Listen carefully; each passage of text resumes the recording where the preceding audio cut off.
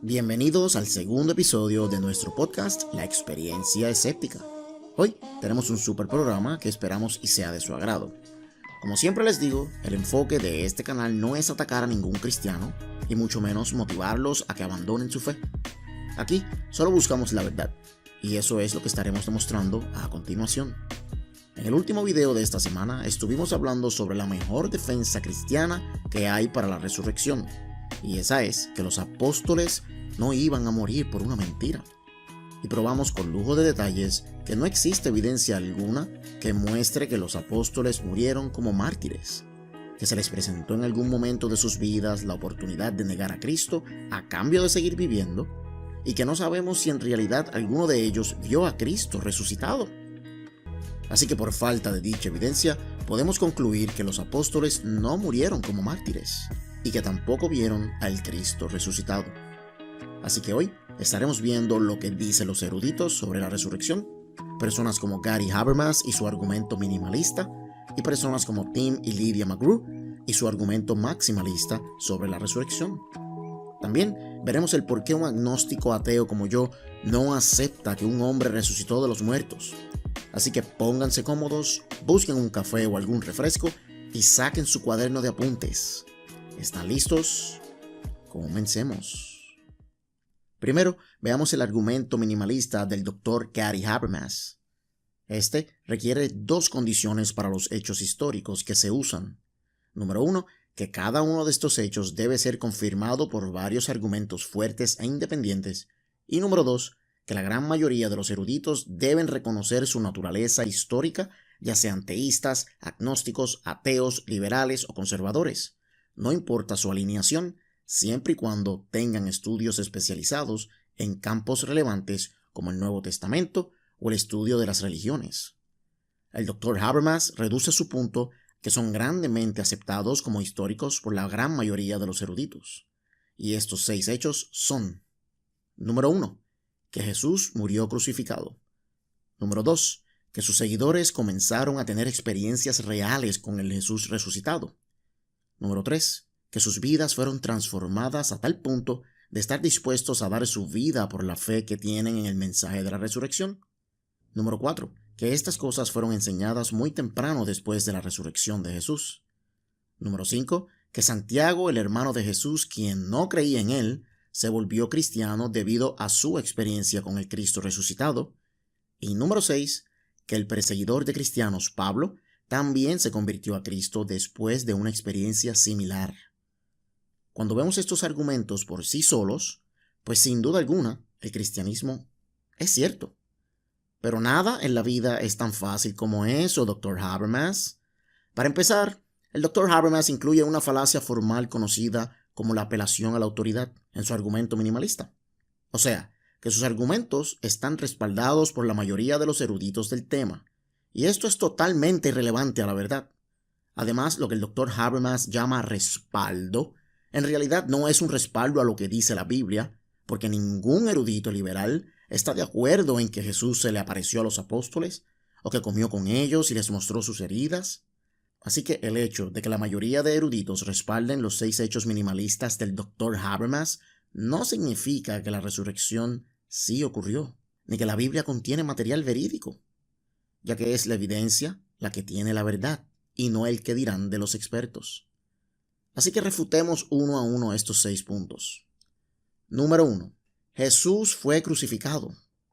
Aunque la crucifixión era algo normal en esos tiempos, la misma se llevaba a cabo en contra de detractores del reino, ladrones, rebeldes y demás, pero no contra líderes religiosos o personas espirituales.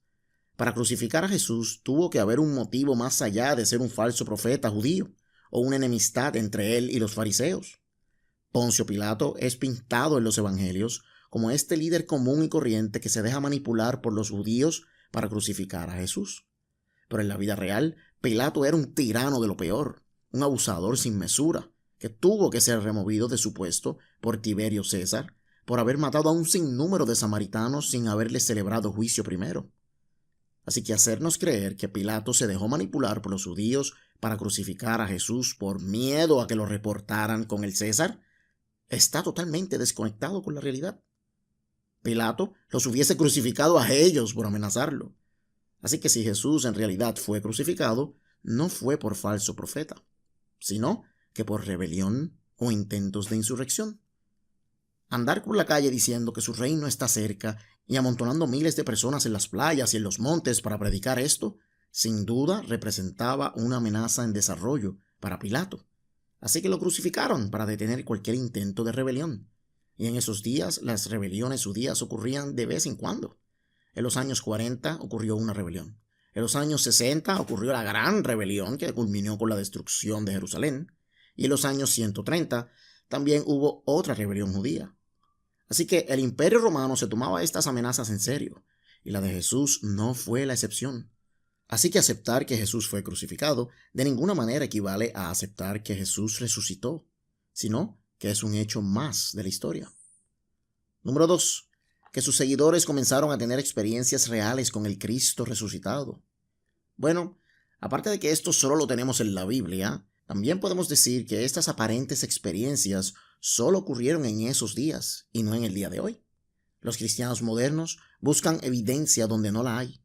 Dicen que se encontraron a Jesús en sus sueños, o que escucharon una voz mientras oraban, o que vieron una luz mientras el pastor les ministraba en la iglesia, o que tuvieron una experiencia cercana a la muerte con Jesús. Y la realidad es que todo esto tiene una respuesta. Cuando nos obsesionamos con Jesús y el Evangelio y la Biblia y el fin de los tiempos o el famoso rapto, y cuando le predicamos a nuestros familiares y amigos todo el día sobre Jesús, y lo único que vemos en YouTube y en Internet son cosas de Jesús y más Jesús, pues créanme que hasta yo estaría soñando con Jesús y escuchando la voz de Jesús mientras oro o mientras oran por mí en la iglesia.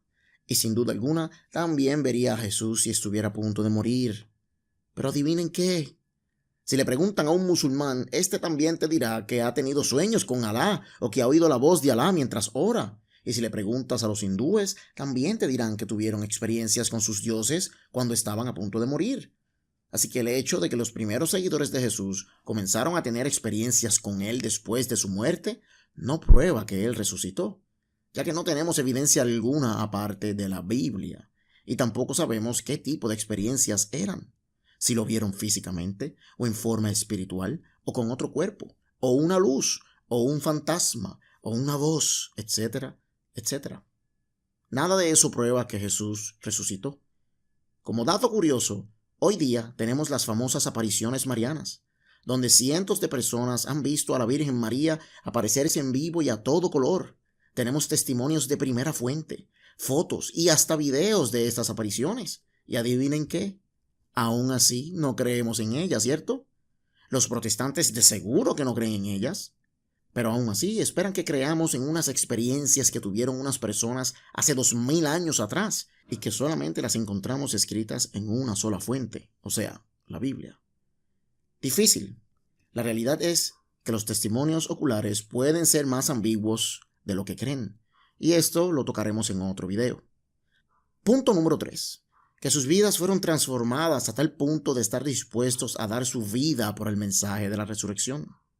Bueno, lo mismo podemos decir de los musulmanes. Ellos están dispuestos a morir por la creencia en Alá y hasta se suicidan a diario por Alá. Eso es una gran convicción. Pero si le preguntas a un cristiano, te dirá que Alá no existe y que los musulmanes están equivocados. Así que este punto no hace ningún sentido. Punto número 4. Que estas cosas fueron enseñadas muy temprano después de la resurrección. La pregunta que yo le haría al Dr. Habermas es: ¿qué cosas fueron enseñadas exactamente? Porque habían distintos grupos de cristianos enseñando distintas cosas. Unos enseñaban que Jesús resucitó espiritualmente y no físicamente. Esta era la versión de Pablo. Estaban los que enseñaban que resucitó físicamente, como en el Evangelio de Lucas y de Juan, donde Jesús come con ellos para especificarles que no era un fantasma y donde los deja tocar sus heridas para demostrarles que en realidad resucitó. Así que habían varias cosas enseñándose. ¿Cuál era la correcta? ¿Y cómo es que eso hace que la resurrección sea real? La respuesta es que no la hace real. Solo tenemos el qué dirán. Número 5. Que Santiago se convirtió al cristianismo después de tener una experiencia con Jesús. Ante esto pregunto, ¿Dónde vemos en la Biblia o en algún otro documento que diga que Santiago tuvo una experiencia con Jesús? Lo único que tenemos es un credo que aparece en 1 Corintios 15, donde Pablo recita que el Señor se le apareció a Santiago después de resucitar. Pero esto es un credo, y credos había muchos, y muchos de ellos inventados, o sea, que no eran ciertos. Unos eran más incoherentes que otros, o sea, no es una fuente primaria de lo que ocurrió. El mismo Santiago escribió una carta y en ningún momento nos dice que tuvo dicha experiencia con Jesús. ¿Tan difícil era escribir el punto más importante de tu fe, que viste al Señor resucitado? Pero no. Sacando a Pablo, ningún apóstol dice en sus cartas y evangelios que vieron a Cristo resucitado, y la experiencia de Pablo fue ambigua como mucho. Punto número 6. Que Pablo también se convirtió después de haber tenido una experiencia similar a la de Santiago. Aquí tenemos que prestar atención para no perdernos en los detalles. Verán, la experiencia que tuvo Pablo fue una muy distinta a lo que vemos en los evangelios. Lucas nos dice que Cristo resucitó corporalmente, o sea, físicamente, mientras que Pablo dice que él no recibió su evangelio de ningún hombre, sino que lo recibió por revelación de Jesucristo, en Gálatas 1. Y esto es confuso porque Cristo sí resucitó en forma de un hombre, o sea que tenía un cuerpo según los evangelios. Pero Pablo nos dice en 1 Corintios 9 que vio a Cristo. Y en el capítulo 12 dice que él no sabe si su experiencia fue en el cuerpo o fuera del cuerpo. Así que Pablo no vio al Jesús hombre que vieron los apóstoles, que comió con ellos según el evangelio de Lucas, sino que su experiencia fue más bien como la narra Mateo 28. Cuando dice que una vez los apóstoles vieron al Señor resucitado, unos lo adoraban y otros dudaban. ¿Por qué razón van a dudar si están viendo a su maestro? Pues porque no estaban viendo a su maestro en carne y hueso, sino que una aparición espiritual igual que le pasó a Pablo. Por lo tanto, no podemos decir que Pablo tuvo una experiencia similar a la de Santiago y los demás, porque ni Pablo mismo sabe lo que vio, y los evangelios se contradicen con respecto a qué ocurrió en la resurrección. Por lo tanto, este punto tampoco hace sentido. El argumento minimalista suena muy convincente y es corto y preciso, pero cuando entramos en la evidencia, este se cae sobre sus propios argumentos. O sea, yo podría presentar un argumento minimalista para la existencia del Islam. Número 1. El Corán fue escrito desde el principio por seguidores de Mahoma que escribían mientras veían. Esto prueba que el relato no es una leyenda. Número 2. Mahoma y sus seguidores creen haber visto al ángel Gabriel múltiples veces y al mismo tiempo. Esto prueba que ninguno estaba alucinando. Y número 3. Mahoma y sus seguidores estaban dispuestos a ser martirizados por sus creencias religiosas. Y muchos de ellos sí fueron martirizados. Esto prueba que ellos no estaban mintiendo cuando decían que veían al ángel Gabriel decirles estas cosas y que Mahoma era un verdadero profeta. Y así de sencillo creamos 3 argumentos minimalistas que están respaldados por la gran mayoría de los eruditos. Por lo tanto, el Islam es cierto. Pero aún así, estoy seguro que los cristianos no creerán en él, ¿cierto? Y de esa misma manera es que nos sentimos los no cristianos con el cristianismo. Pueden crear los argumentos que quieran, pero al final se trata de la evidencia presentada versus la fe del individuo. Y hasta aquí llega el argumento minimalista de los hechos de la resurrección del Dr. Gary Habermas. Veamos ahora el argumento maximalista de la información sobre la resurrección de Jesús. Este argumento no se basa en algunos puntos que pueden ser considerados como históricos por muchos como el argumento minimalista, ya que esto resulta ser una espada de doble filo y es fácil de refutar, como bien hicimos hace un minuto. Sino que este argumento utiliza toda la información bíblica y la utiliza como defensa inerrante contra los detractores. Esto sin considerar contradicciones ni inventos por parte de los autores. Pero veamos el punto más poderoso de este argumento, y ese es el famoso trilema, que dice así. Número 1. O los apóstoles fueron engañados. Número 2. O ellos están mintiendo. O número 3. ¿Están diciendo la verdad? Aquí es donde examinamos la evidencia bíblica para ver cuál de las 3 es la más posible. Así que en la número 1 tenemos la opción de que los apóstoles fueron engañados y que Cristo no resucitó. Pero esto no hace sentido a la luz de la Escritura, ya que el mismo Jesús resucitado caminó con ellos, comió con ellos y hasta los dejó tocar sus heridas para que vieran que sí era real. Así que no pudieron haber sido engañados, porque su amado Maestro había regresado de la muerte para estar con ellos otra vez. En la opción número 2 del trilema tenemos a los apóstoles y discípulos mintiendo. Y ese es el punto más fácil de explicar, ya que si los discípulos en realidad mintieron, pues no hubiesen arriesgado sus vidas y hasta muerto como mártires por una mentira, ¿cierto? Así que sin duda alguna no mintieron. Y en la opción número 3 del trilema, y la más importante, es aquella que dice que los apóstoles simplemente dijeron la verdad. Ya vimos que el texto bíblico presenta una situación en la que es imposible mentir. Sabemos que no pudieron haber sido engañados, ya que los apóstoles tuvieron experiencias reales con el Cristo resucitado, así que no queda de otra que aceptar que el cristianismo es cierto, y que los apóstoles dijeron la verdad, y que Jesús es Dios. Y esto es lo que diría un defensor del argumento maximalista para la información de la resurrección. Pero como todo, este argumento tampoco es perfecto, y también tiene sus hoyos. Así que para poder refutar este argumento, primero debemos entender que los maximalistas creen en la absoluta veracidad de la Biblia, que todo lo que está escrito desde un punto de vista histórico ocurrió. Y para llegar a esta conclusión, utilizan otro argumento llamado las coincidencias no diseñadas o accidentales. Este argumento lo que enseña es que la Biblia es tan real que podemos encontrar casualidades accidentales entre los evangelios, las cartas de Pablo y Hechos, que nos explican algún misterio en algún verso que no podemos resolver. Pero luego aparece otro verso en otro libro que lo resuelve, dándole valor histórico a la Biblia.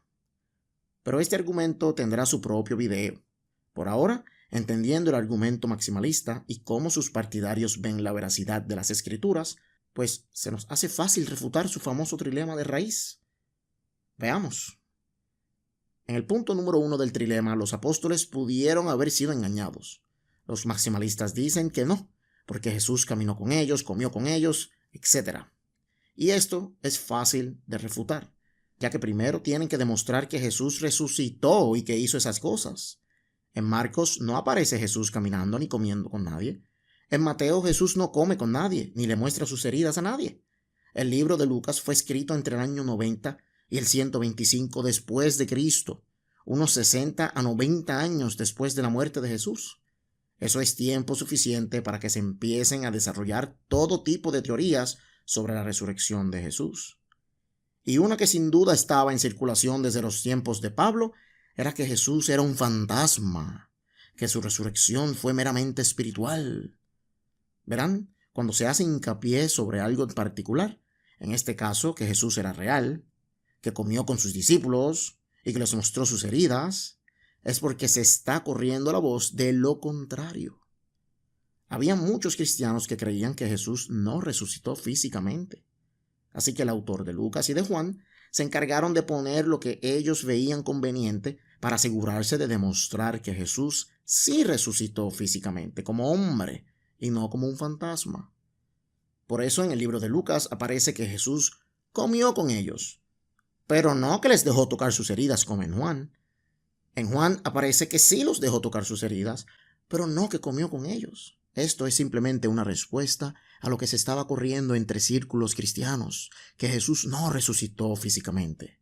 Así que los apóstoles introdujeron estas partes de que Jesús comió con ellos, de que Jesús dejó que tocaran sus heridas, para refutar a los que creen diferente. Ambos autores trataron de añadir al texto algo que convenciera a los lectores de lo que les convendría a ellos, y esto es que Jesús resucitó corporalmente. Pero cuando vamos a Pablo, no encontramos nada sobre una resurrección física de Jesús. También encontramos el orden de las apariciones en 1 Corintios 15, totalmente desconectadas de los evangelios y en contradicción, y muchas cosas más que distinguen a las cartas de Pablo de los 4 evangelios. Por lo tanto, no podemos decir que los apóstoles fueron engañados, porque no tenemos evidencia alguna de un cuerpo resucitado, de una tumba vacía, de un hombre traspasando paredes como fantasma para luego sentarse a comer como hombre. Que los primeros seguidores tenían experiencias con el Cristo corporal y no el espiritual, al contrario de lo que dice Pablo, entre otras cosas. Así que podemos decir con seguridad que los apóstoles no fueron engañados, porque ellos no escribieron nada. Los únicos que escribieron algo fueron Pablo, Pedro y Santiago. Y estos no nos narran algo totalmente diferente con respecto a la resurrección, ni nada de sus experiencias con un Cristo resucitado físicamente, que se sentó a comer con ellos para luego irse volando al cielo. Así que aunque los apóstoles no fueron engañados, aún así no encontramos evidencia para confirmar que sí vieron al Cristo resucitado. En el segundo punto del trilema vemos que los apóstoles pudieron haber mentido, pero esto es refutado por los maximalistas, ya que nadie moriría por una mentira, ¿cierto? El problema con este argumento es que no tenemos evidencia alguna que diga que los apóstoles murieron como mártires después de haber visto al Cristo resucitado. Y esto lo explicamos en nuestro último video, así que vaya a verlo para más información. Por ahora sí tenemos evidencia para decir que los apóstoles no mintieron, pero no tenemos la evidencia para decir que vieron a Cristo resucitado. Y en el tercer punto del trilema, los maximalistas dicen que los apóstoles estaban diciendo la verdad. Pero esto tampoco va de acuerdo a la data que tenemos. No hay ni una sola carta bíblica de primera fuente que diga que los apóstoles vieron al Cristo resucitado caminando con ellos y demás. Pedro no lo dice, Juan no lo dice, Santiago no lo dice, y Pablo dice algo totalmente distinto y contradictorio a los evangelios.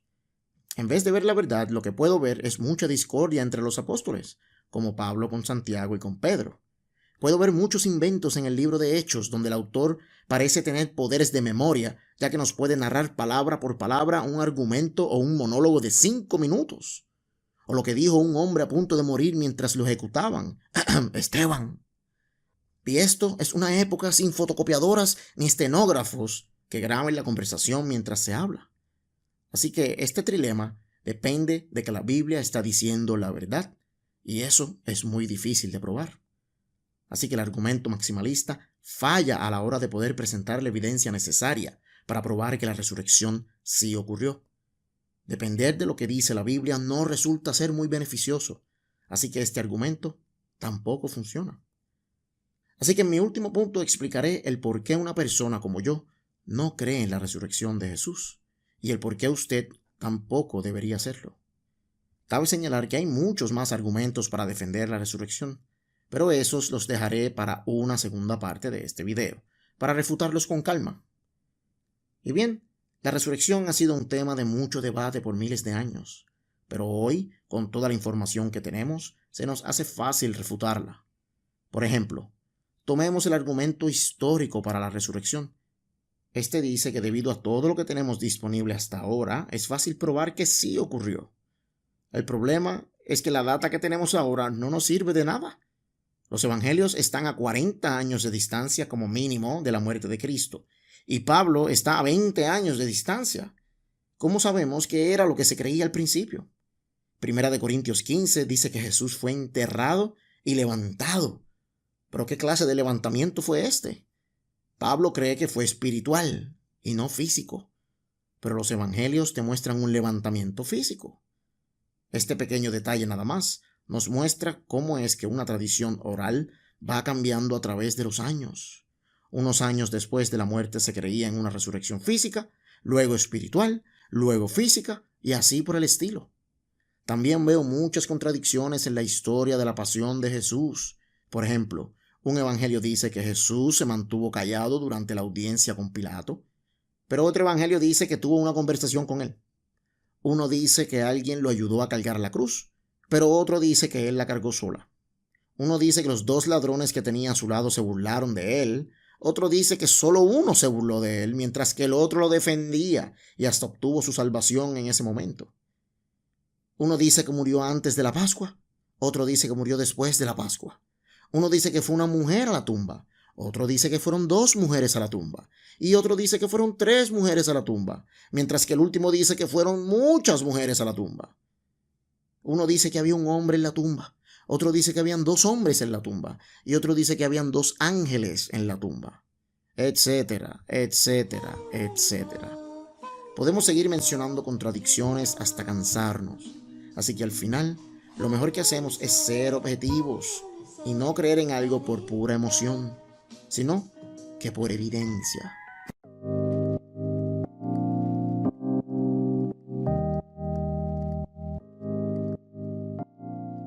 Saludos y bienvenidos al primer episodio de este podcast llamado La experiencia escéptica. Para empezar, debemos dejar claro que en todo el Nuevo Testamento, el nacimiento de Jesús aparece solo 2 veces, en Mateo capítulo 2 y en Lucas capítulo 2. Ni Marcos, ni Juan, ni en las cartas de Pablo, ni Santiago o Apocalipsis, ni las cartas de Pedro. Ninguna dice nada sobre su nacimiento.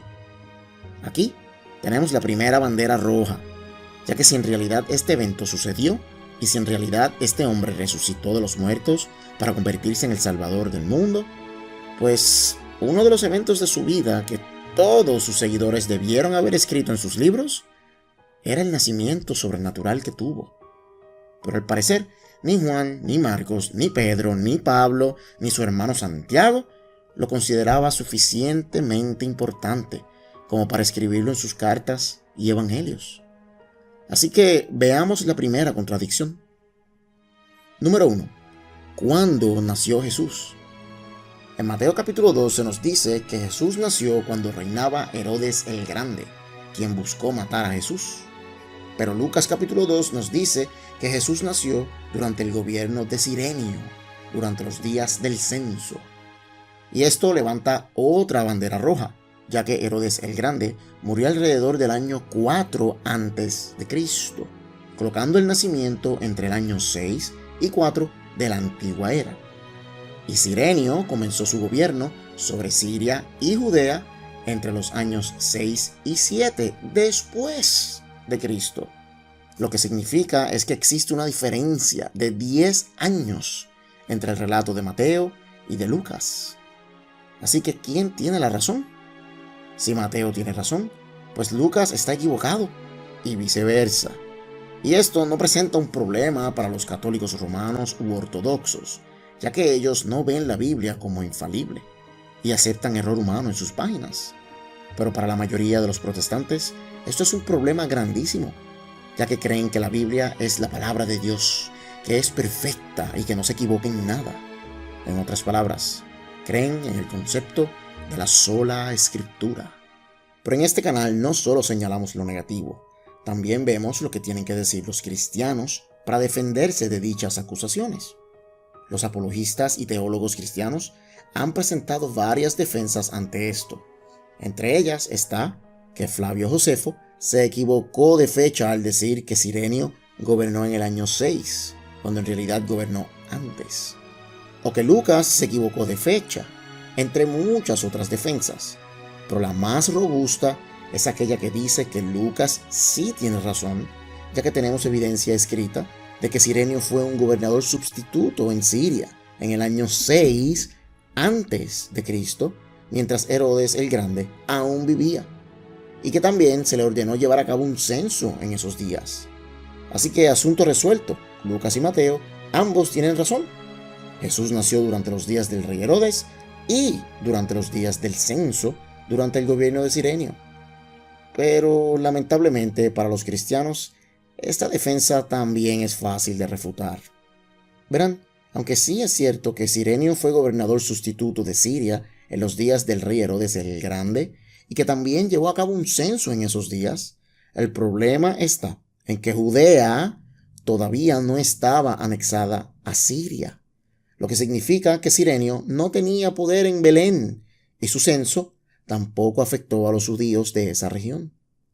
La anexión de Judea a Siria ocurrió en el año 6 después de Cristo, ya que el hijo de Herodes el Grande, Arquelao, estaba haciendo un trabajo tan y tan pésimo suplantando a su padre, que el César Augusto lo sacó del poder y nombró a Cirenio como el gobernador de Siria, y lo envió a Judea para anexarla a Siria y llevar a cabo un censo. Así que la contradicción se mantiene. Si usted cree tener una defensa válida, déjamela saber en los comentarios. En este canal queremos ver la verdad, no solo defender un solo lado. Segunda contradicción. ¿Dónde nació Jesús? Una vez más, en Mateo capítulo 2 y en Lucas capítulo 2 se nos dice que Jesús nació en Belén. Pero en Mateo, Jesús nace en su propia casa y en Lucas nace en un pesebre. Y no, esto no es un argumento de silencio.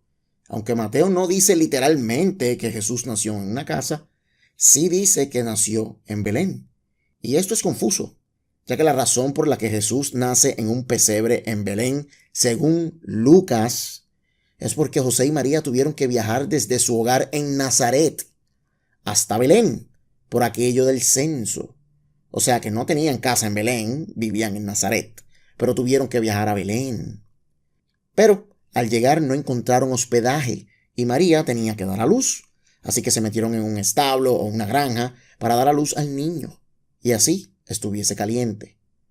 Pero en Mateo no existe tal censo, ya que Herodes era quien estaba en el poder, y no Cirenio. Así que si no había razón para viajar a Belén desde Nazaret, pues ¿por qué el niño nació en Belén en la historia de Mateo? Pues aquí está la tercera bandera roja. En Mateo, María y José vivían en Belén y no en Nazaret, como dice Lucas. Así que es normal que el niño naciera en su casa y no en un pesebre. Pero si aún creen que esto es un argumento de silencio, pues lean Mateo capítulo 2 versículo 11, donde dice que los magos entraron a la casa y vieron al niño con su madre y lo adoraron. No entraron al pesebre. Y hago un entre paréntesis aquí para decirles que en Mateo son magos que se dejan llevar por una estrella hasta Jesús. Pero en Lucas no hay magos, ni tampoco hay estrella, sino que unos pastores que vigilaban la ciudad, se les apareció un ángel y les dijo que fueran a ver el niño. Pero volviendo al tema, ¿cómo es posible que los magos en Mateo entraran a la casa a ver a Jesús? ¿No se supone que nació en un pesebre? ¿Qué casa es esta? Bueno, la típica defensa cristiana es que después de nacer en un pesebre, lograron encontrar hospedaje, donde los magos lo fueron a visitar. El problema con esta teoría es que Lucas dice que ellos se quedaron 50 días en Jerusalén antes de regresar a Nazaret, mientras que Mateo dice que José tuvo un sueño donde se le dijo que se fuera a Egipto para escapar de Herodes el Grande, quien buscaba matar a Jesús. Pero ¿y por qué a Egipto? ¿Por qué simplemente no regresar a Nazaret, donde Herodes no tenía poder, ya que era la región de Galilea y no de Judea? Pues sencillo. En Mateo se fueron a Egipto porque su casa era en Belén, aunque luego se fueron a Nazaret cuando murió Herodes. Y esto porque José le temía a Arquelao, quien en Lucas ya no estaba en poder cuando nació Jesús, porque fue sustituido por Cirenio. ¿Ven la contradicción?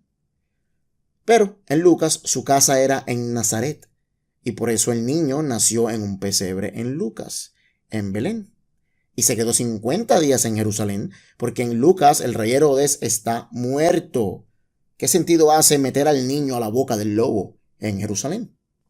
Así que después de estar 50 días en Jerusalén, completando el ritual de purificación de María, se fueron felices y contentos a Nazaret, donde creció en estatura y sabiduría.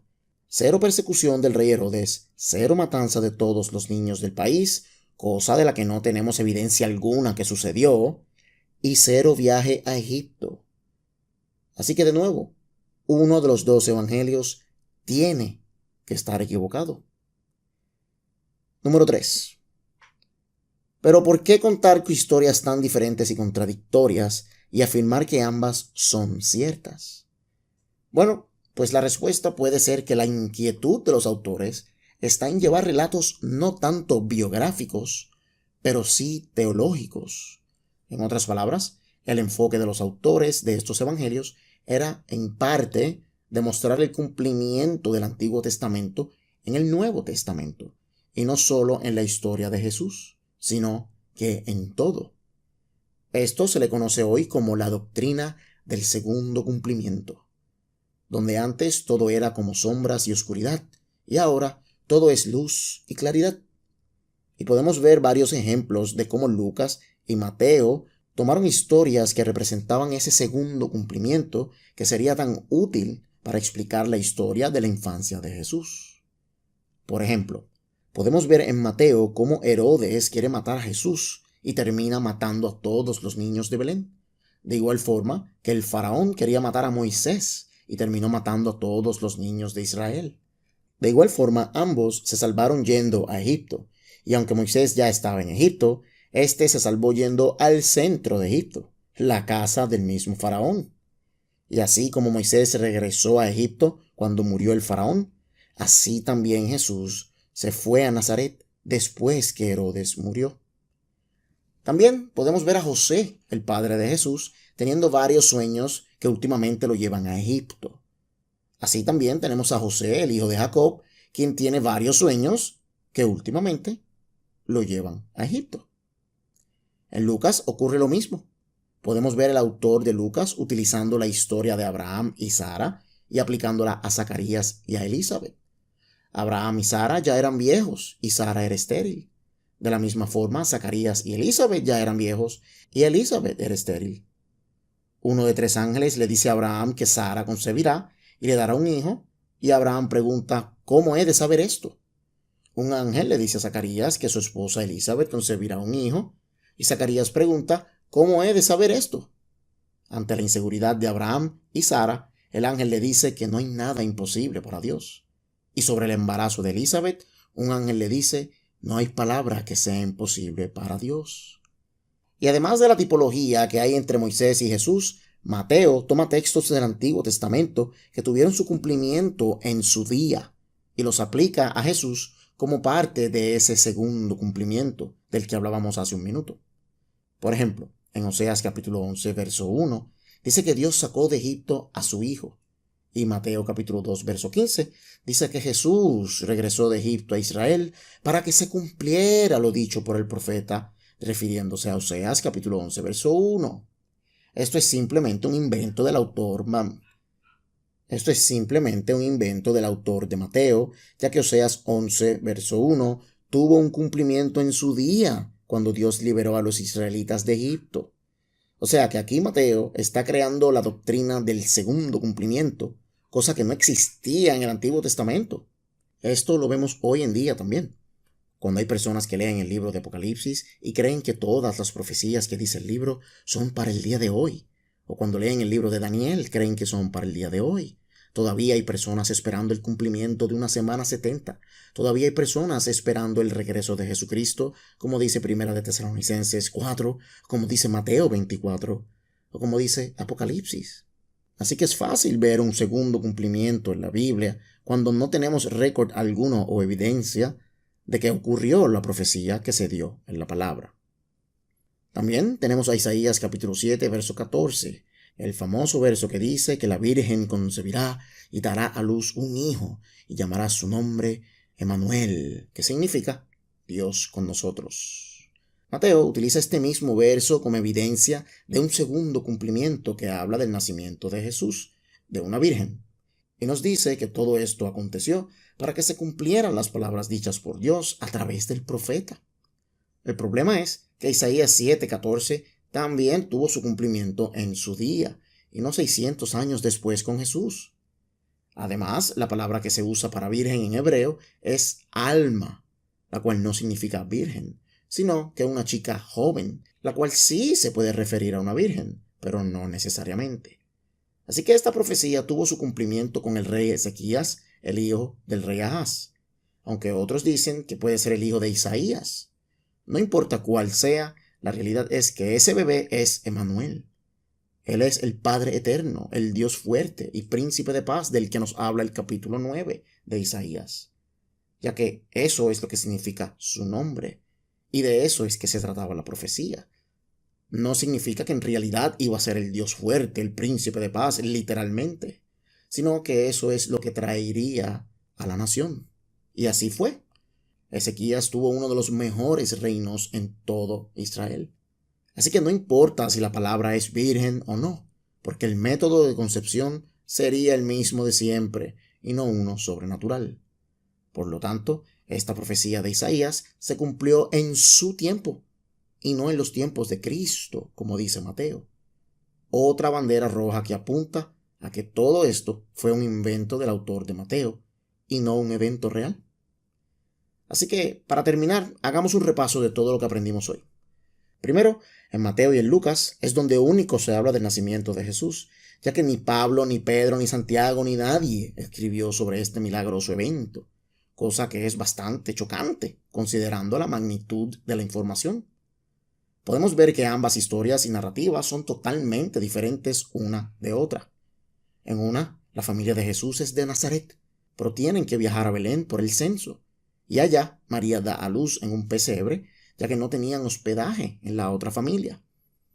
Número 2. Podemos ver que ambas historias y narrativas son totalmente diferentes una de la otra. En una, la familia de Jesús es de Nazaret, pero tienen que viajar a Belén por el censo, y allá María dio a luz en un pesebre, ya que no tenían hospedaje. En otra, la familia de Jesús vive en Belén, y Jesús nace en su casa y no en un pesebre. En una hay magos que vienen de lejos guiados por una estrella. En la otra narrativa no hay magos ni estrella, sino que unos pastores que vigilan la ciudad, a los cuales se les aparece un ángel y les dice que el Salvador del mundo ha nacido. Los magos le llevan regalos, los pastores no le llevan nada. En Mateo, Jesús nace en los días donde reinaba Herodes el Grande. En Lucas, Jesús nace en los días del censo de Cirenio, cosa que contradice no solo a Mateo, sino a su propio evangelio, ya que en el capítulo 1, Lucas dice que Juan el Bautista nació en los tiempos de Herodes el Grande. Así que se supone que Jesús naciera ahí también. Pero no fue así. En Mateo, Herodes manda a matar a Jesús y mata a todos los bebés de 2 años hacia abajo. En Lucas no existe dicha amenaza. En Mateo, María y José se llevan al niño rápido de Belén a Egipto por miedo a Herodes. Pero en Lucas se quedan 50 días en Jerusalén para circuncidar al niño y tomar parte del ritual de purificación de María. Si en realidad el rey Herodes los estuviese persiguiendo, ellos no se hubiesen quedado 50 días en Jerusalén, ni un solo día. Luego se van de regreso a Nazaret. ¿Por qué a Nazaret? Si en Mateo no tienen casa en Nazaret. Han habido ciertos apologistas que proponen la idea de que José tenía 2 propiedades, una en Nazaret y una en Belén. Pero esto simplemente no hace sentido, ya que Lucas dice que cuando llegaron de viaje a Belén para completar lo del censo, no tenían hospedaje. Si de verdad tuvieran casa en Belén, no tendrían necesidad de buscar hospedaje. ¿Ok? Así que esto es otra contradicción. Luego se van de regreso a Nazaret a continuar con su vida normal, donde Jesús creció en estatura y sabiduría. Pero en Mateo tuvieron que huir a Egipto y regresar cuando Herodes se muriera. Pero esta vez regresaron a Nazaret, porque en lugar de Herodes el Grande estaba su hijo Herodes Arquelao, cosa que es otra contradicción en contra de Lucas, ya que, según Lucas capítulo 2, Jesús nació en el tiempo del censo cuando Cirenio gobernaba. Y sabemos